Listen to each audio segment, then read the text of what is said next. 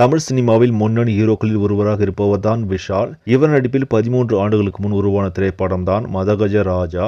இப்படத்தை இயக்குனர் சுந்தர்சி இயக்க ஜெமினி நிறுவனம் தயாரித்திருந்தனர். இப்படத்தில் விஷாலுடன் இணைந்து சந்தானம், வரலட்சுமி சரத்குமார், அஞ்சலி என பலர் நடித்திருந்தார்கள். மேலும் விஜய் ஆண்டனி இந்த படத்திற்கு இசையமைத்திருந்தார்.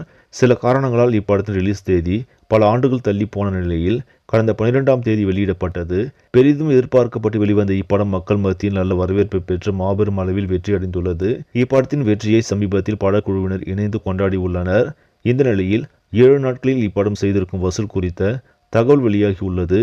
அதன்படி மதகஜ ராஜா திரைப்படம் உலக அளவில் 45 கோடிக்கு மேலாக வசூலித்திருப்பதாக பாக்ஸ் ஆபீஸ் வட்டாரங்கள் தெரிவிக்கின்றன. வெறும் 18 கோடியில் எடுக்கப்பட்ட இப்படம் தற்போது பெருத்த லாபத்தை வசூலாக பெற்று வருவதால் படக்குழுவினர் உற்சாகத்தில் உள்ளனர். சரி நண்பர்களே, இந்த செய்தி உங்களுக்கு பிடிச்சிருந்தா லைக் பண்ணுங்க, ஷேர் பண்ணுங்க, மறக்காம நியூஸ் தமிழ் சேனலை சப்ஸ்கிரைப் பண்ணுங்க. அடுத்த வீடியோவில் சந்திக்கலாம். நன்றி.